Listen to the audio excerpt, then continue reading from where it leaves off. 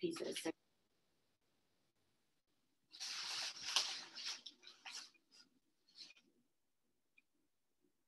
Are they on now?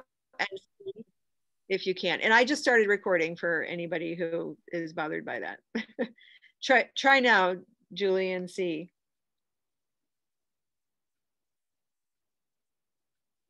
Julie.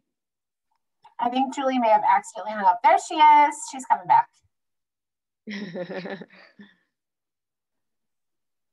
Sorry about that. I apparently hit the wrong thing. That's okay. All right. See if you can share now. Yep, there it is. Perfect. All right, share sound. All right, can you see my screen okay? All yes. Right. Great. All right, like Beth was saying, I am the Tazewell County Health Department AOK Network Coordinator, which AOK is the All Our Kids Early Childhood Network. We are a community collaboration funded by the state of Illinois, and have had this grant for the last 20 years. And I've been in this role for about 15 and a half or so. We in FY20 were awarded a pilot program called the IRIS, which is the Integrated Referral and Intake System. I'm happy to see there's several of my partners on here already that are utilizing this system, in addition to my coworker, Danette, who just started is now a partner on for breastfeeding, and she's already received several referrals, so that was exciting. I'm gonna start this little, hey, Julie. Yep. Julie, you might want to put your presentation in present mode. Yep, that's what I was just gonna do. Okay, oh, perfect, okay. Thank you. All right, so when we first were awarded this pilot, we came together as community partners. We focused initially on coordinated intake, which is the coordinated entry for home visiting programs. In addition to, we have Peoria City County Health Department WIC, and also Tazewell County Health Department WIC and Family Case Management. And we developed our vision. So here is our vision, the Tazewell, Peoria, Woodford. And as you can see, we're focused on the 3 counties, not just Tazewell County. IRIS community partners will collaborate through effective referrals and timely follow-up, resulting in greater awareness and full utilization of community resources in order to support family growth and well-being. So when we first started doing this, we looked at what referrals look like in our community. And we were finding that referrals look like a whole lot of different things. So from Post-it notes to regular referrals through faxes to phone calls to everything. So we were able to streamline this process. I'm going to show you the video. Make sure you can let me know whether you can hear the sound or not, because this is what's going to show you exactly what IRIS is about. Are you able to still see the video screen? Somebody shake their head. Yes, just you have the link up there right now. Can you see the video popped up? Nope, I'll have to reshare. Okay.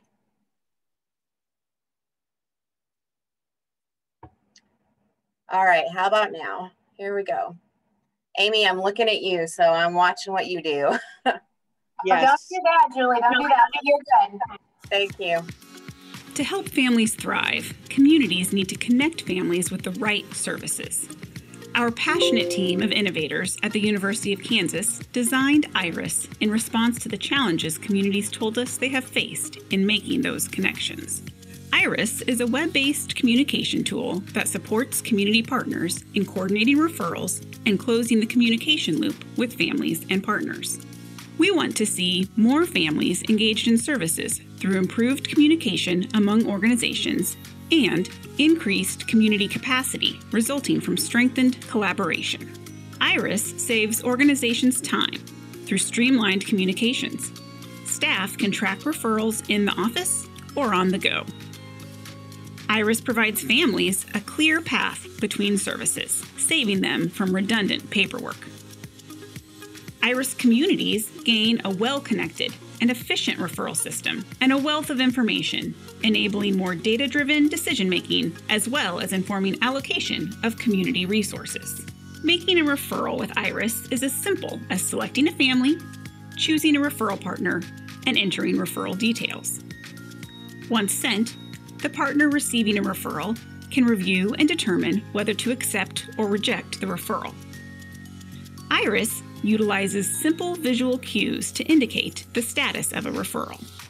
Referrals that have been sent but not yet responded to are represented by a seed. Referrals that have been accepted by the receiving organization, indicating intent to connect with the family, are represented by a sprouting seed. Referrals that have been completed by the receiving organization, meaning that the intended outreach to families has taken place, are represented by a fully bloomed iris. If the receiving organization determines they cannot serve a family based on the information provided, the referral may be rejected, represented by a seed with a no symbol through it. The IRIS dashboard provides quick access to your organization's incoming and outgoing referrals, with each referral represented by a card. The capacity bar is used to communicate your organization's current capacity to receive referrals from others in your network. Making a referral starts with selecting a family. Families with previous referrals can be found by utilizing IRIS search tools. If you can't find the family you're looking for, you can add a new family profile. As with any referral, discussion to obtain consent from the client is necessary before entering their information into the system. To avoid unintentional duplication of profiles, basic information, name, contact information, and date of birth will be visible to other organizations in your IRIS community.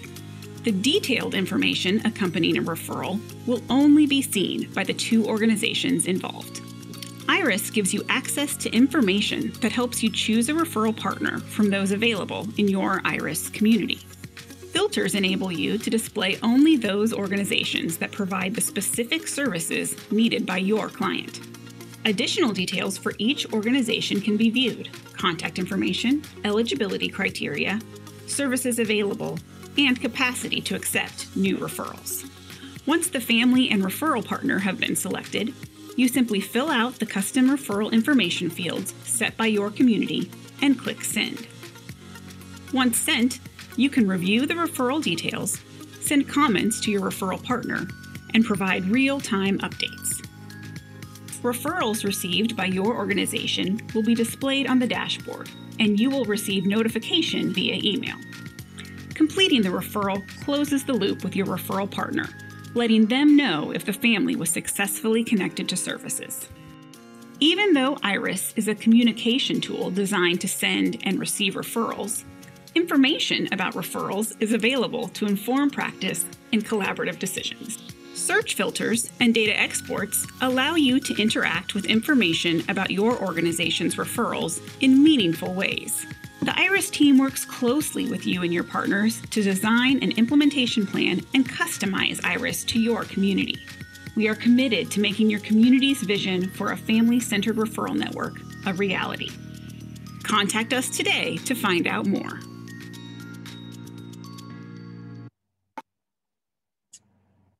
All right, let me do the share again.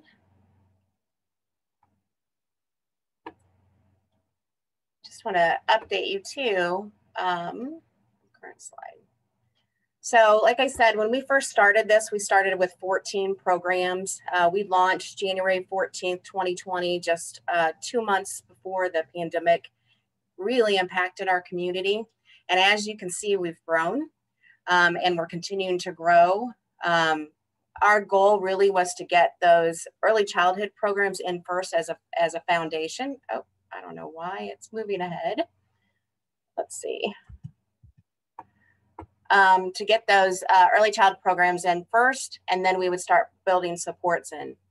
As you can see, our new partners in progress are some fairly large organizations. So United Way 2-in-1 just recently, this last week, have agreed to join as well. They're going to utilize IRIS more so in an aspect of Sometimes they have thousands of calls that come through each day, but they have some calls that are more high risk that need to go further into a regular referral. So they'll be utilizing that way.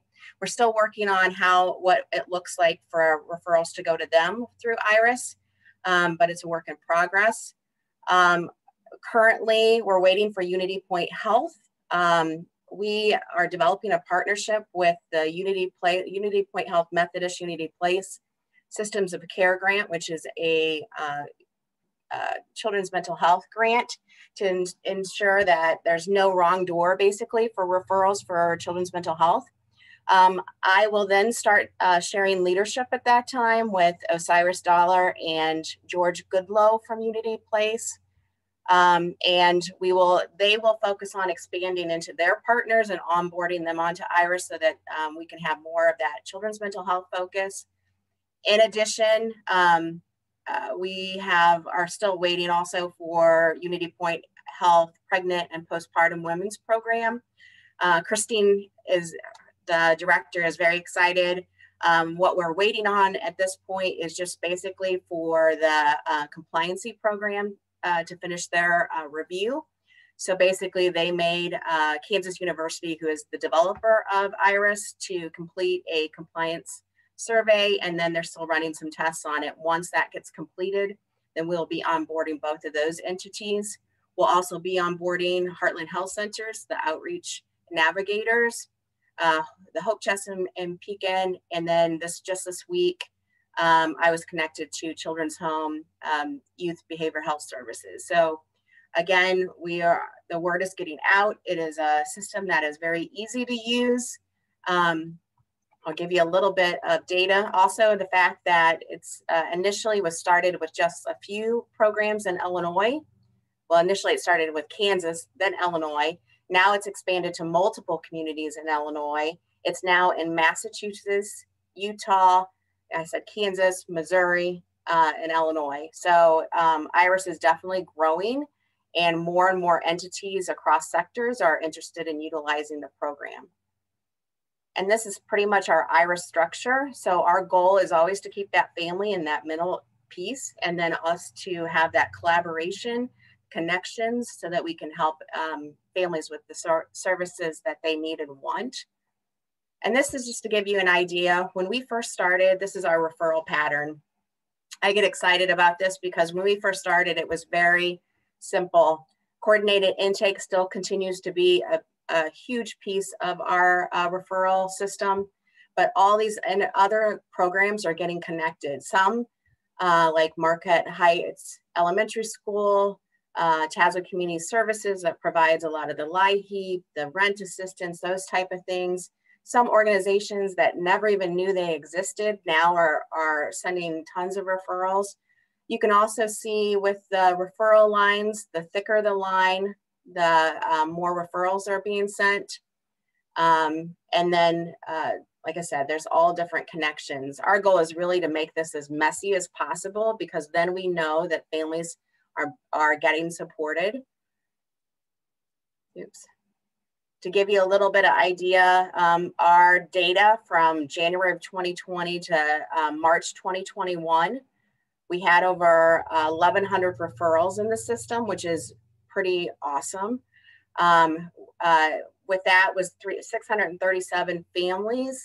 And as you can see, families can be referred more than one time. So that's why the difference in the numbers. And then 46% of those families were enrolled in services. Now, mind you, we were in a pandemic, but 46% of the families were enrolled into services, which is pretty outstanding. This gives you an idea of the referral trend. You can see when we first started, the purple is that first year, first couple months, pandemic hit, we went down a little bit. Also, a lot of the programs that were in our system were early childhood programs, and some closed and or limited services. We've started going back up again. And then here's our data for these months. I don't have the data yet for the next couple of months, but once I do, I can share that with my partners first and then the community. And then here's kind of more of a breakdown of what you could see. One of the great pieces I think of IRIS is it also tells you the story. So most of us come from grant world. We know that knowing the story, knowing the numbers, what's really happening is so important when we're applying for grants and or we're trying to show the gaps in services. So having reports, oops, sorry about that. You can tell it's later in the day. I'm not used to presenting at this time of day. You can tell by you can tell when it's completed, whether or not we could contact the client or not, client decline services. So then we're also having discussions about those. How do we, why are people declining, or how come we couldn't contact? We are finding out that families, didn't necessarily have the phones at that time. We're seeing that, maybe there's a trend in certain families speaking French, or there's other things that have come up. And then this is another report that you can see, tells you how many are completed. Also rejected, if families decline services, or we're seeing maybe, have you ever made a referral for someone and then to find out that they already were referred? This will tell us that story as well. And also, I love this part down here. Not that I love that there's no capacity, but I love the fact that IRIS will tell you when you go to make a referral, there's a bar up there that tells you the capacity. So you're not blindly making a referral to someone who has no capacity to serve that family. And then to give you an idea too, sorry, it's a little blurry, I apologize for that, across the sectors at this point, and of course this is going to change very soon, the only sectors that we are not currently representing in IRIS are behavioral health and aging care. And like I said, and soon we'll have many of the behavioral health. The Systems of Care grant, one of the largest partners is Peoria 150. So we're anticipating them coming in, Center for Youth and Family Solutions, and we're also kind of tag teaming with DCFS to see if we can get them in as well. Our goal for 5 days. So as part of our rules and regulations that we run by, we develop these as a community. We set a time frame for when a referral is sent to the time it is accepted. It cannot be more than 5 days. And I remember when we first met, and Amy, I'm looking at you right now. When we first said 5 days, everybody freaked out. They're like, there's no way that we are gonna, get this done in 5 days.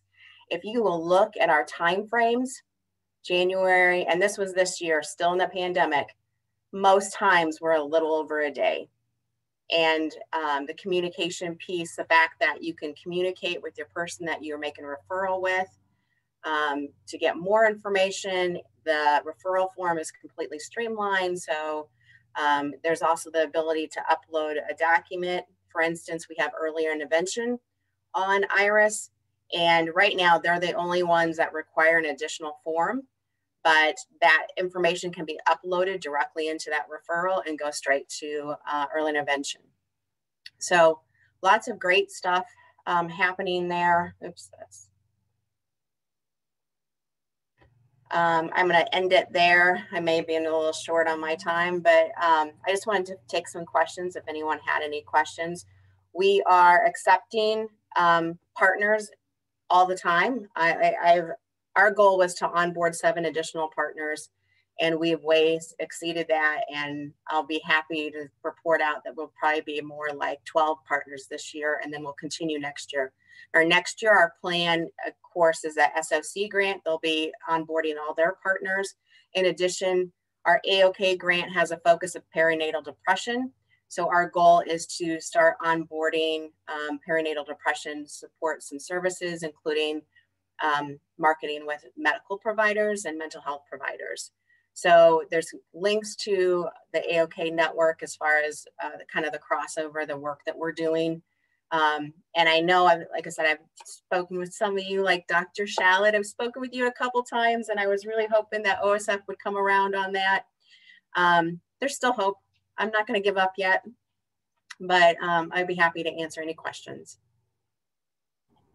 I just got to add, Julie, I think the reason all of our eyes were wide at first when thinking about 5 days, it seems like such a short time. But when you get used to Iris, it's so easy to navigate. I think that's the main reason why it's 1 to 2 days. It's amazing.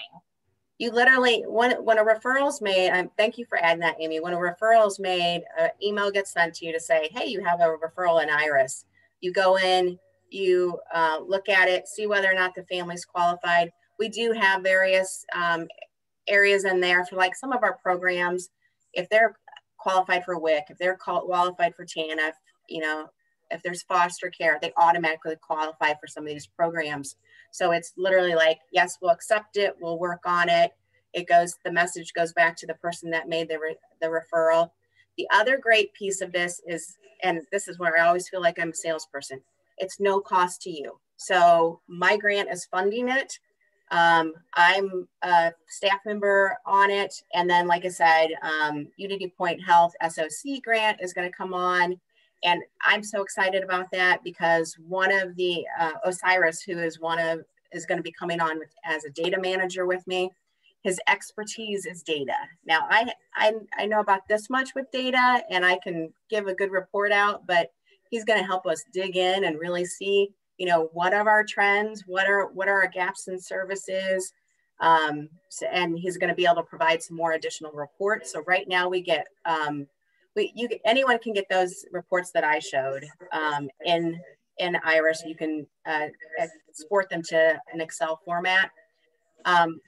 Kansas City University, who is the ones who established this program, give us reports quarterly, and then we also meet quarterly.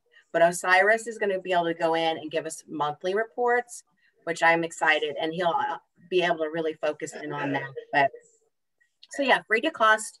You just have to join, and I take care of most of the other work. Julie, I think Mary Elsner has a question. Okay.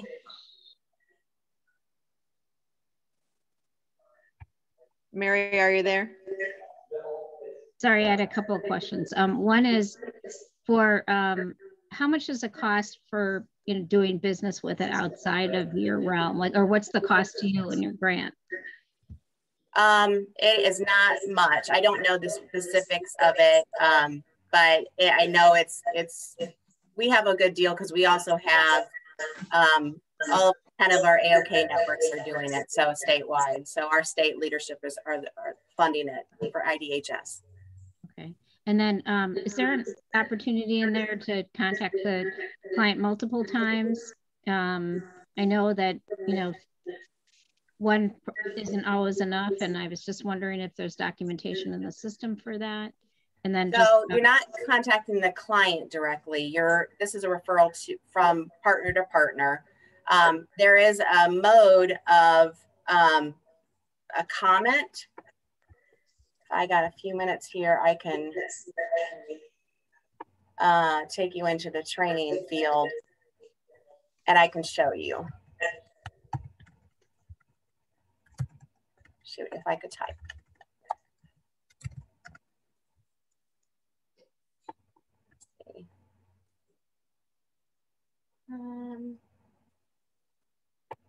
All right, so just so you know, this is not the live site, this is a training site. So whatever information is on here is not breaking any HIPAA policies. So if you were to make a referral,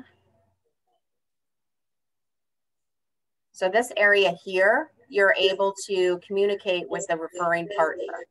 So however many times you decide to contact the client is up to what you do.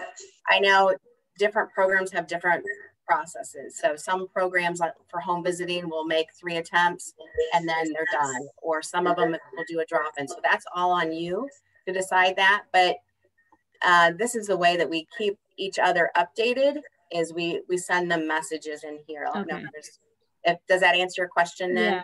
And okay. Then is it a HIPAA compliant system? It is completely HIPAA compliant. Health department would not be using it for our services. And I have a data information, and actually it's a whole data packet for someone that has needs more information about it. And I have some basic information on data as well. But yes, everything is HIPAA compliant. So the organizations that use it have to be HIPAA compliant too, right? Everybody that uses it signs a data agreement that they will be HIPAA compliant, yes. And if they're not, then there'll be repercussions. As the program that uses it, we have a IRIS consent form that the participants sign as well. Yeah, every person that makes a referral into IRIS has to have a client consent. So whether that is, I have templates for that. So it has to have some sort of verbiage in it to say that your information is being shared on this web-based tool. Do you consent? If that client does not consent, you cannot make a referral in IRIS. Okay, this is Shelley Shallett from OSF, and this is such an amazing, incredible contribution to our community. I know you and I had talked a while back, and we had connected you with some different leadership and things, and I think COVID and whatever. Did you? I mean, we can talk offline, but I'm not sure if you ever, how we can help you get back, you know, how we can move this forward in our institution. I know we connected. Yeah. We had some issues because there's another IRIS out there and they thought that's what you were, even though we said you weren't, and I sent them all the stuff. So we can talk later, but I just wanted to let you know that, I don't know how far you got with the people, but truthfully, Shelley, I did not get anywhere at all. Nothing happened with that. So I've just been hanging on to that hope. Yeah, then let's regroup right after this, and and then I think COVID kind of came around the same time. So let's get back at it. So thank you. Of course. Yeah, I definitely would like to have OSF on board. It would be amazing. Yeah, and they need to be, right? Yes. So thank you. Sure. Julie, I have a question. How is this different from coordinated intake? I saw that big, you know, on your thing that you said you hope gets messy, that coordinated intake was very much there. But how do I know whether to fill out a coordinated intake form or to make a referral to IRIS? So coordinated intake primarily does home visiting. IRIS does all services. You know, right now we don't have every single organization that we want in there. We're still building it, but coordinated intake is primarily using IRIS for its referrals. So basically, right now what's happening, if anyone is not in IRIS, Chris then makes a referral into IRIS so it can be sent out to the other organizations. So he's actually doing an extra step, but he's doing all of his referrals in IRIS. So it's a tool for him to use. In addition, it also links you up to all the other services that are in here. So coordinated intake, just think of it as far as home visiting.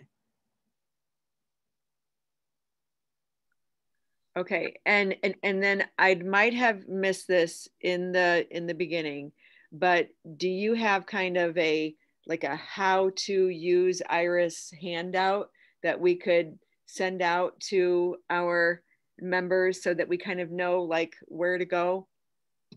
I have some information I can send out. I can send out the video as well. Some of the stuff is, I can send you a little bit of it. But some of it is once you agree, then you have more access. There's a ton of, I will show you once you get in here. Can you still see that screen?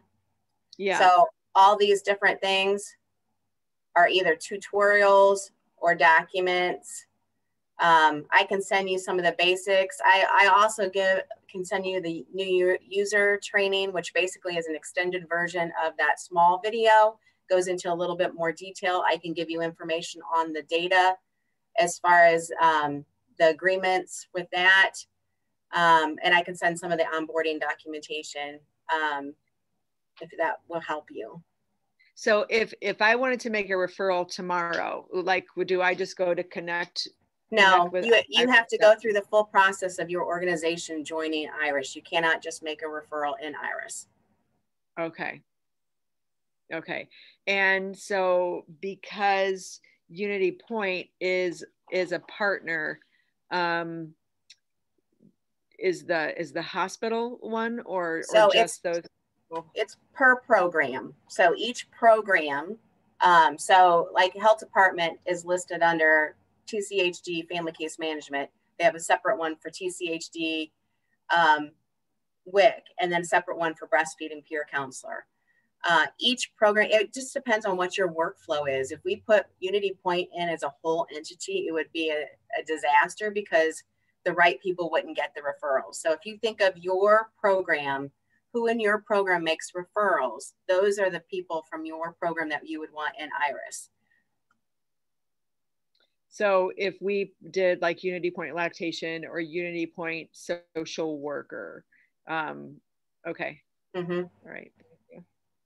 I think there's the piece when we were talking about this too, then you have to have an assigned person who's going to be that person on our end to see that the loop was closed, see that they were seen, you know, take ownership of managing the referrals on our side. So that's part of our conversations with moving, you know, forward too, like who puts it in, who tracks the list, who makes sure they got where they needed to go. So it's not a black void on our end. Right. And I do have workflow documents too, Doctor.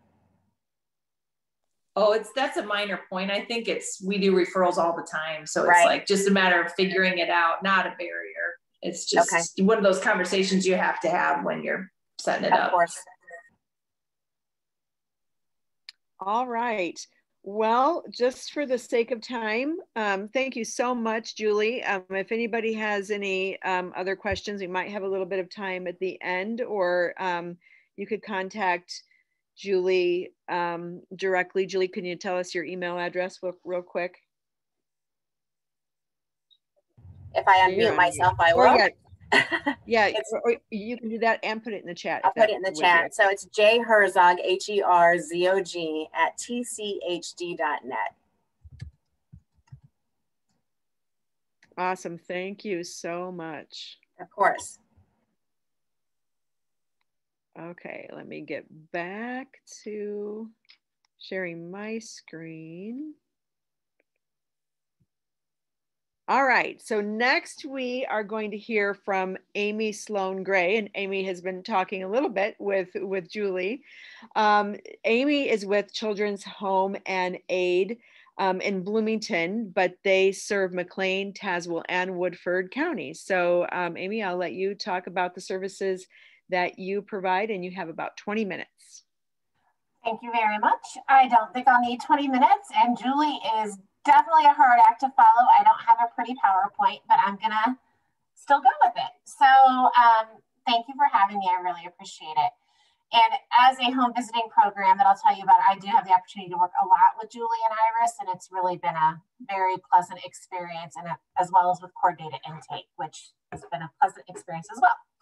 So I am the lucky lady that gets to support a team of home visitors and doulas that serve in McLean, Tazewell, and Woodford counties. So in McLean County, we have a doula program that I support, and we have a team of 4 doulas, and we consider ourselves community-based doulas. That means that we're doing home visiting right around 28 weeks gestation through about 6 to 8 weeks postpartum. My doula team, they support moms and families, dads too, and whoever, by doing parent-child activities. So we do this curriculum called FANA, which is community-based family administered neonatal activities. And it's a mouthful, but it's also a great curriculum that encourages that connection between parent and child prenatally. So it focuses on the gestational age of the baby and kind of where their development is at that time, and activities that go along with where that child's development is, and that encouraging that parent-child connection. So there's activities around taste and smell, there's activities around the sight and hearing, and it's just a beautiful way of encouraging that connection prenatally. And then as a doula program, we also cover topics like nutrition, labor and delivery, obviously, different comfort measures, different hospital interventions that could happen. And as a doula, the best part of the job, my most favorite part of the job when I was a doula, is attending the birth of a baby and being present with that family while they're laboring and delivering.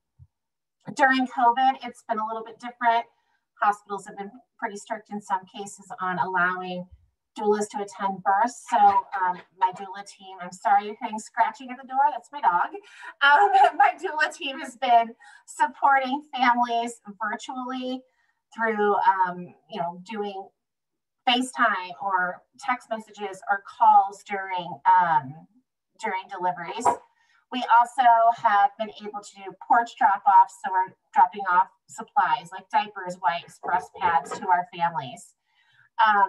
We are shifting into more in-person visits now, which is great. So I'm looking forward to the doulas attending more births as well. So that's in McLean County, but we also have home visiting in McLean County. It's just not one of my programs. But I'll talk a little bit more about Tazewell and Woodford County. We have in that area, even though we're based in Bloomington, we're serving Tazewell and Woodford County, along with all the other home visiting programs that were on that sheet in red that Julie was sharing. We're one of them. So we serve children prenatal through 3 years old. We have a doula component in that program as well. But our home visitors are doing Parents as Teachers curriculum. And if you're not familiar with Parents as Teachers, it's exactly what it says. It's encouraging the parent to be the child's first teacher. So a home visitor is doing activities to encourage the different domains of development by using items in the home. One of my favorite activities when I was a home visitor was balls in a bowl. So just taking little balls, putting them in a mixing bowl and playing with them. Or doing different activities with toilet paper rolls or paper towel rolls. So teaching the families that they don't have to have the latest and greatest and most expensive toy to be able to teach their children. So in Tazewell and Woodford counties, our home visitors do that piece. We have the doulas as well. And then we also have a family support specialist, which is their job is kind of the social worker of the group. So they do the resource and referrals, a lot of the work with Iris. They do the assessments where you're talking about healthy relationships, childhood trauma, domestic violence.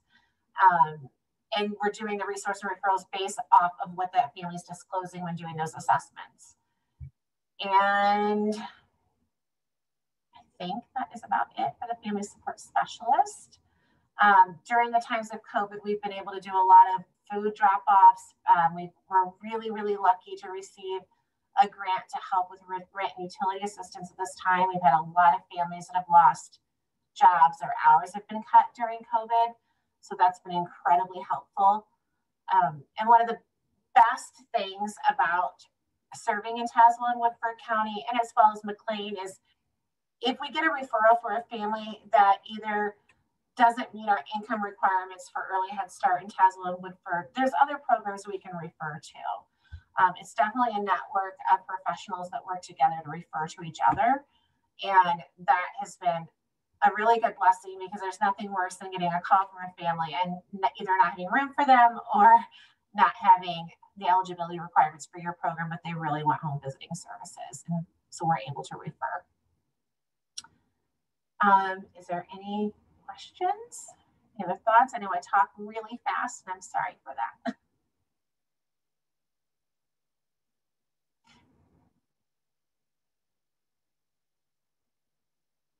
Thank you. All right, no questions for Amy. Thank you so much, Amy. Thank you for having me. I really appreciate it. Okay, all right. So next we have, and I'm not sure if she's on, maybe she is, Chandra Parker. Chandra, are you out there? I am. I'm here. Oh, awesome. You are the second Shelley Shallot. Interesting. Oh, that's probably because you I sent her my link. Yeah. Oh, that's so funny. Well, yeah, I'm honored that we're both Shelley Shallot. All right. Okay. So next, I'm really excited to hear from Chandra Parker. Chandra is with TASC, which stands for Treatment Alternatives for Safe Communities. And Chandra is the administrator for Peoria, Springfield, in the Champaign area for several programs with TASC. And I am going to let her talk about those programs. Okay, I'm going to try to share my screen. I have a PowerPoint, and there's only a few slides on the PowerPoint. No, not that one. That I want to talk about. But I definitely want to, let's see here. Okay, so all of my programs feed into the family case management program. The goal is the same for all of my programs. We want to save lives. In the family case management, the better birth outcome, the high risk infant case management, we want to make sure that the baby becomes a full term and that they're healthy. And if there are any developmental delays, we want to catch them early to get that intervention going. Here is all what is case management. Really what we're doing is we're monitoring. We do a lot of advocacy for our clients, especially our clients who are in the criminal justice system. And I also run another program for the adult criminal justice system here in the Peoria, Champaign, and Springfield area. And we do have a lot of moms who are on methadone. And the main question I get asked is, if I'm on methadone or Suboxone, can I still breastfeed? So being able to answer that and say, yes, you can still breastfeed. And what does that look like? And being able to have that support. So we do a lot of close coordination with other services and community services here in the community. We want to kind of do that wraparound service with clients. So like I said, we want to decrease infant mortality and morbidity. But what we're finding, especially with our moms, we're trying to get them to breastfeed more, is with the minorities, it's a culture thing. It's something that, the beliefs are passed down. And I believe I shared with Shelly before when I first talked or present at one of the meetings that I came to way before COVID, that it was a belief in my family that it was disgusting to breastfeed. And when I had my first child, everyone in my family was against it. They're like, oh, how can you do that? That's gross. And it was actually my husband that stepped in and said, hey, you can do this. And he was the only one that supported me. With all three of my babies, I breastfed past 2 years of age. But in the minority culture, this is what we're taught from being a child up. So my 2-year-old, she'll be 3 here in July. She has a baby doll that she carries around and she breastfeeds her baby. So that makes me proud that I'm changing that in my family. And that's exactly what we want to do with the clients, is change what breastfeeding looks like, how they feel about breastfeeding, all of these ideas that we want them to get rid of and let them educate them. But the problem with educating clients, especially in the minority population, is they don't want to be educated. It's, what can you give me? So that's when we thought about having a support group. At first, we wanted to call it a class. And I'm like, no, when people hear classes, they're like, no, let's get to the end. What can I get for free? And so we wanted to find out what actually motivates our clients. And that's finding something that's tangible. And that's what I try to teach my case managers. But one thing I have my case managers look at, and I want to share this, is the Maslow hierarchy of needs. At the very bottom, the psychological needs is what our clients are trying to meet. And the needs lower down on this hierarchy must be satisfied before individuals can attend to the needs higher up.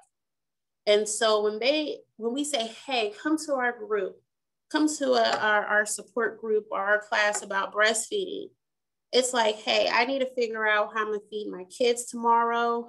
I'm getting kicked out. I got an eviction notice. I need a way to get my Ameren bill paid. And a lot of our clients do not have support from the father of their children. A lot of our clients don't have any support at all from family. And so their case manager is really the only person that they have to depend on. And they're just like, hey, I have needs. I need this met. I can't worry about breastfeeding right now. So we're like, what can we do to help our clients to where they can concentrate on breastfeeding so that their baby can be as healthy as possible. And I'm like this big breastfeeding crazy woman. Like, I'm just going around like, you can do this. We're going to do this. We're going to do this together. I even went and got fake boobs, and I'm like, look here, this is how it's done. This is what we're going to do. And I find that when we make it more of a discussion and we support them emotionally, and we're able to talk about things like, for example, about marijuana. A lot of our pregnant moms smoke marijuana, and they're ashamed to say that to some people, or they'll lie about it. And I'll say, hey, the difference between the marijuana now and back in the day with our parents is the THC levels are high. So we want to start with that harm reduction. But if I start going into what harm reduction is and how we can, slow them down and eventually stop, they don't really want to hear that. Because as you guys mentioned earlier, they use that to self-medicate for anxiety and things like that. So it's about, I wanted to start a group and be a group as a support, but also have those discussions to where they're being educated and it doesn't feel that way. It feels like I'm talking to my friend and we're supporting each other. So we want to start a group called Latch. It's something that we wanted to start last year, but we haven't been able to do home visits. We've been doing everything over the phone. And surprisingly, clients have been willing to talk with us over the phone, but compliance is still an issue. And again, those psychological needs they need to be met. It's like, I can't talk to you. I can't worry about this. So we're working with some grants, and we're trying to get diapers going. We're trying to get pads. We're asking clients, like, what do you need? So we can give them the things that they need. And when they come here, they're also getting that emotional support. Let's sit down and talk about what's going on, and what I find is, because I've done these groups before, it was a breastfeeding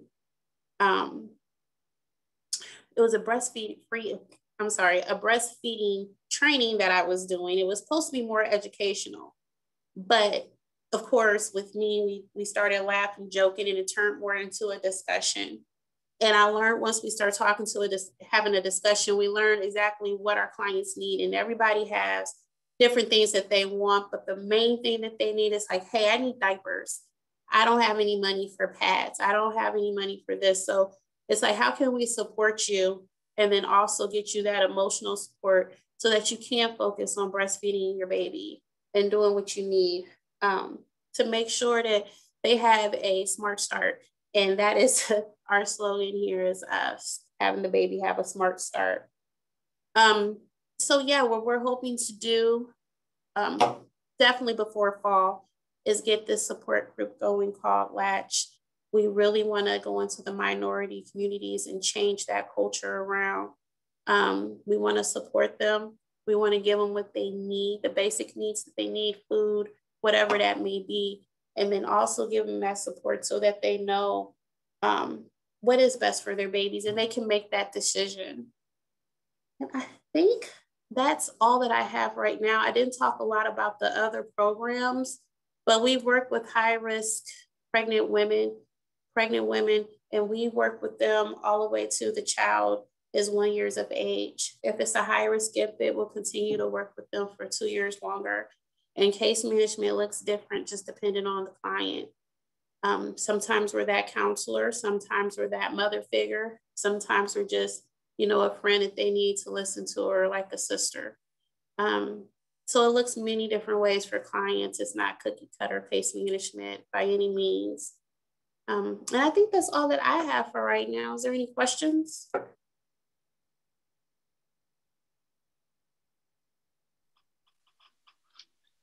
Thank you. That was fantastic. For a few things, one, referrals to your case management. I know you said you'd work, you had connected with Heartland before. I guess I mean, you do such good work. What's the formal process to refer to your case management systems? Okay, so since COVID, it looks a little different. We do have a referral form that we send out that people can use. We've worked with Iris and coordinated intake as well. But usually people call us or they email the supervisor, and I can put that in the chat. And we're also, as things let up, we're trying to get out and do more presentations and drop off referrals and talk more to people and get out our contact information so they can refer clients. The health department refers a lot to us as well. If you wouldn't mind emailing me that formal stuff, would you mind if I put it on our website? I know that a lot of people were trying to gather some of those forms and tools on there in case somebody goes there, they could connect with you that way. Okay. I would love to. I would definitely send that to you. Thank you. No problem. And I'm putting the supervisor for the program's email on here, and then the office number. And please email her, call the office, and we'll get to you right away. So we can send that out after this meeting to everyone, and then also consolidate that, like I said, on the site. Thank you. You're very welcome. Hey, this is Erin from Family Connect. I have a question as far as, can you refer families both prenatally and postpartum, like if they've already had the baby? That's a very good question. Absolutely. We like to get them as early as possible in pregnancy, because what we find is they don't go to the doctor, they don't take their prenatal vitamins. A lot of them have gestational diabetes. They missed the appointment for that. So we like to get them as early as possible, but there are times where they already have the baby. They may need a car seat, they may need a pack and play, diapers. So yes, we'll take them all the way up until 11 months. I don't care if they're 12 months. If there is a need, we will definitely take them. Awesome, thanks. And I also wanted to give you guys a shout out. We work really closely with coordinated intake and make a lot of referrals. And you guys we've seen a lot of families from the Congo, like French speaking families. And yes, you guys have been the only ones that have been stepped up and, interested in taking those referrals. So we really appreciate that. No problem. No problem. We love those families. They come in here and we love to talk with them and hear about their culture and their needs. And, it's very different from others. So it's really interesting to be able to build that rapport and that interaction with them. So I appreciate the referrals. Thank you. Yeah, no, thank you. No problem. I'm just so excited about it. It's just, I'm excited about COVID finally letting up and us being able to be able to get out here and talk to clients, so it's been rough. Chandra, this is Beth. So I have a question for you about your typical client. So you had mentioned in the beginning that you have a lot of clients who are in a methadone program. Is that something, do their lives have to be affected by addiction, or is that not the only way in your door? Because it sounds like you're doing some fantastic work, and thank you so much for your promotion of breastfeeding. I loved what you said, that you went and got yourself some fake boobs. And we did. Yeah. Who is your typical client, and how do they find their way to you? Our typical client is the ones that people have forgotten about. They're in that domestic violence situation. They probably were in jail. They're that addict that everybody judges. They're the ones who really don't want to talk to us because you're trying to take my kid, or you're going to judge me. You're going to tell me you're going to do this for me, but you're really not. It's all about money for you guys. Y'all don't really care about us. Them are the clients that we get. Them are the clients we want. So it's really interesting when clients come in and they're just straight to the point, like, you're not really going to help me. Just let me know. Why am I even talking to you? And being able to build a rapport with those clients. So we will take anyone. And, as we start building a relationship with the clients, we find out what their real needs are. So a lot of times people will come in and they may ask a question about diapers or formula, and we send people out. We refer people to other agencies. But as we're talking to them, we'll find out that, hey, I got this going on. we had a situation where there was two mothers who were pregnant, and they both had the same father. It was the father of the baby. And they didn't know it. So one of them came in, they both came in the same day. They signed up for the program, and they both told they were telling the story when we were asked about the father of the child. And so the other one came in and told the same story. And we were just like, we think that these stories are connected. And both of them are just like, as soon as I see this girl, I'm going to fight her. You know, I'm going to take her down. She's messing with my man and things. And so at that time, just signing them up for the program and finding that out, we were able to we did, like, you know, solve that situation, and actually was able to help those girls get what they need and find out that both of you were the victims in this, and you guys shouldn't be fighting each other. We get those type of stories all the time. People from Africa who really don't know anything. They're here on their own. They don't have any support. So we get everybody from all walks of life. I'll stand outside and start talking to people, and then find out they know somebody who's pregnant and who needs help with this and that. I'm like, give them my phone number. Tell them that's probably why I'm so busy and all over the place. But yeah, so a client for us could be anyone at all that is pregnant, knows someone that's pregnant, that has a child that needs help. So let me ask you this, and I don't know, you know, listening to you talk, Chandra, I remember that very first meeting of the professional network that we had at One World. Were you there? Yes. Yep. So I'm wondering if it was you now, because somebody said something that just really impacted me, and it might have been you, you know, because when I think about, you know, supporting breastfeeding, I've always kind of thought like, oh, well, we need to make it important. We need them to understand, you know, how good it is for them and their baby. But somebody that night said, when somebody that a lot of our clients are living in a constant state of crisis and trauma, and when you can't pay your electric bill, you can't listen about breastfeeding. You don't care about breastfeeding in that moment. That might have been you, I'm not sure. Absolutely. And that's why I've been so passionate about finding all of these resources in our community, and, you know, the work that Julie does, and the work that Family Connects does, and the work that Amy does, because if we can remove some of those barriers, if we can help people put food on the table, then we can help them with breastfeeding, knowing Absolutely. That we need to first address those physiologic needs at the bottom of that hierarchy. So, you know, that has really driven a lot of the work, and why we've had so many people on here talk about the services that they provide. But I would love to throw this scenario out to you, and really anybody on the meeting can tell me what I could do for this family.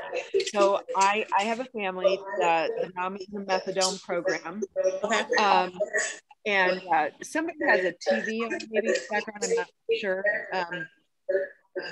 Or maybe it's me, I hear myself talking, I don't know. Sometimes other people just need to mute. Yeah. So she has 3 children. She is a single parent in a methadone program, and she has a baby who she's having to pump for, because breastfeeding has been very difficult, but she wants to provide breast milk for her baby. And she has worked so hard, and she just needs somebody to come into her house to help her take care of her other children, so that she and to even hold the baby for a little bit, so that she has time to pump. Yeah. What community resources are there for somebody like this? Well, a lot of times we refer people to the Crittenton Center. They have like emergency daycare, but that's not a long-term solution. You know, that's probably a temporary fix. With that mother, what I would do with her is working with her about how can you manage, because I don't know her support system, if the father's involved, if she has anyone. Sometimes our mothers are just scared to ask for help. So we always start with who can help you. Or some of our mothers have no support. So we're like, you're doing this by yourself. How can you manage this by yourself? So it's sitting down and making a plan. And I had with my first daughter, I didn't have any other kids, but I had the same issue where it was difficult for her to latch. So I had to get up and pump. And it was very difficult. So I can't imagine doing that with other children around. So it's sitting down with her and coming out with a plan, like, how can you manage this? I don't know if she's working or not. I don't know how the other kids are, but I can definitely, you know, once we figure out what's going on, is figuring out a way that she can manage it all and, you know, make sure she's meeting the needs for all of her children and still being able to breastfeed. So yeah.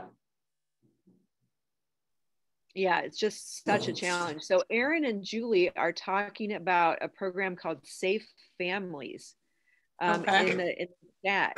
Can you guys get on and tell us about that? Yeah, so Safe Families, it's a couple of different things.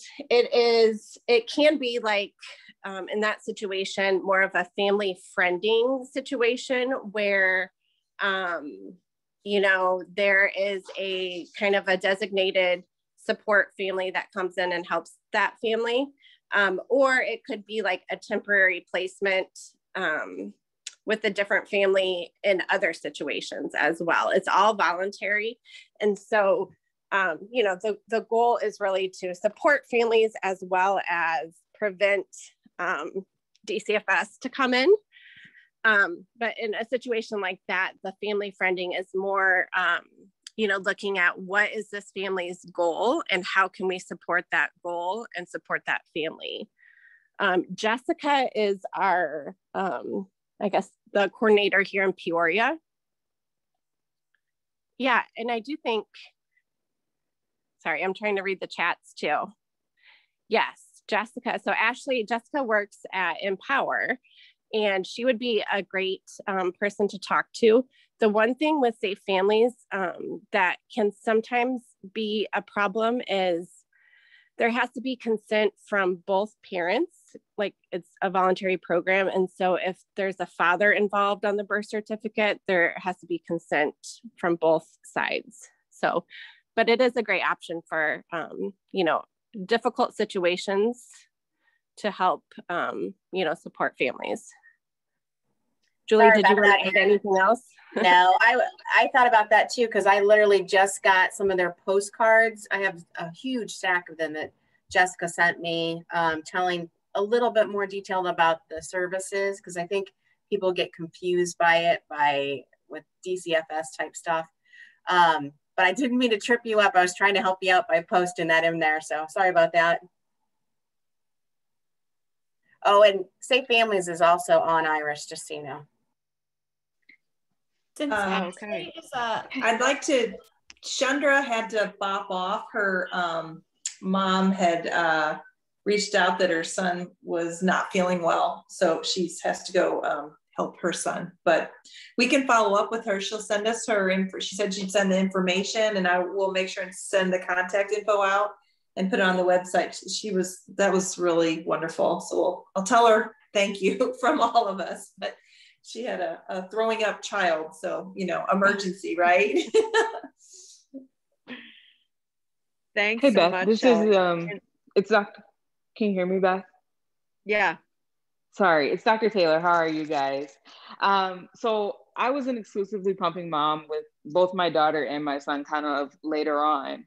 And as far as like resources and stuff like that, the resources that the girls have provided so far are great. But I think in the interim, like having done it, there's a couple of tips and tricks that I've learned as far as like having a hand, like a pumping bra instead of like using like your hands to hold onto flanges, just so you can have an extra set of hands. Lots of moms like the Free Me breast pumps, and so that you can be hands-free and you can actually like put them inside of the bra so that you can walk around and still take care of the other kids. I know that was super helpful for me. Some moms, if they have a pump and don't have the affordability as far as like buying extra supplies, just go and buy one of those 99-cent, like, I don't know, like the rock climbing hooks, and literally attach it to their side onto their belt loop. And so they can pump while still taking care of the other kids and still like cooking supper and just like handling the basic like daily duties of life. And so I think those may be some cheap options for her that she can kind of work through as far as like getting the little tasks done with extra kids around. It's not easy to pump and have littles running around and have to take care of a baby at the same time. But I think those are some of the tricks that help me out. And so hopefully they can help her out as well. Those are great ideas. Thank you so much. See, this is what I love about this group is all of this idea sharing. And I learned so much today about organizations in our community who provide resources that I didn't know anything about. So thank you so much for sharing. Does anybody else have any questions for either of our two presenters who presented?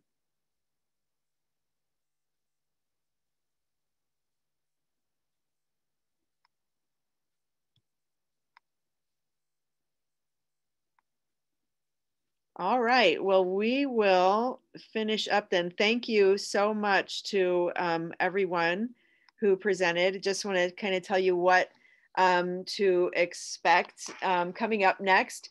Our next meeting, if you are interested in being involved in the Central Illinois Breastfeeding Task Force, we meet the third Wednesday of the month, and those are at various times.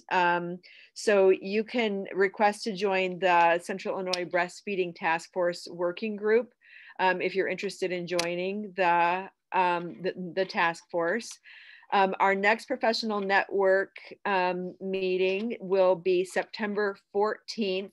The only disclaimer I'm going to give there when I was typing that date is that we are in September, hopefully going to have the second part of our baby friendly survey here at Methodist. And if it is that week, I can guarantee you that we will be rescheduling.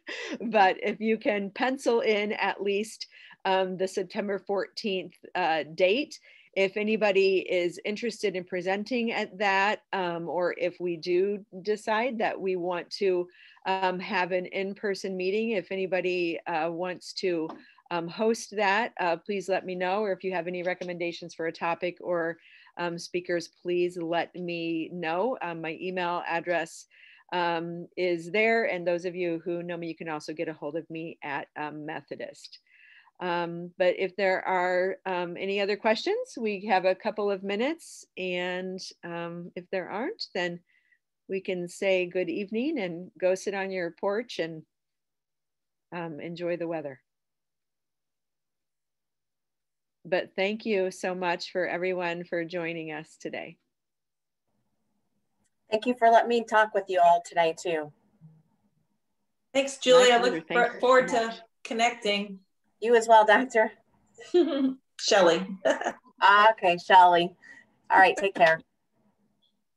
Beth, I have a quick question. Where is Methodist right now in their certification process? We have, so usually the designation survey is in one survey where they come on site. But because of COVID, they are doing it in two different virtual assessments. So we had our first one, and we did well with that one. And now the next phase of that is going to be where they do patient interviews. So we are hoping that that is going to be in September. Okay, great. So and then it's just we're still working hard. Approval after that.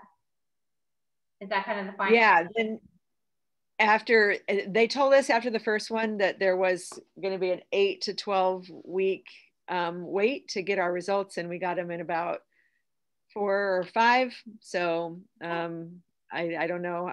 I'm just going to be thinking that after we have it, we're going to be waiting 3 months for our results. So hopefully by the end of the year, we will be on our way. Great, very exciting. We are very excited about it. It's been a lot of years of work. I'm sure. Thank you for all the work that you guys have put into that. That's awesome. Oh, thank you so much. Any other questions before we sign off? As always, thank you to everyone for all the work you're doing in our community.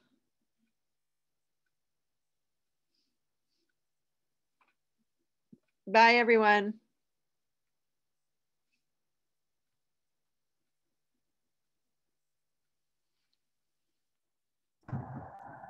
Beth, are you still there?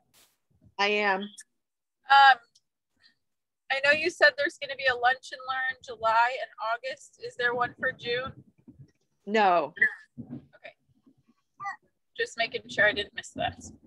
Yeah. Okay. No, and I was trying to spread them out a little bit, but the that was when the speakers could, so we're just taking June off, I guess. Sounds good. Thank you. Very good presentation.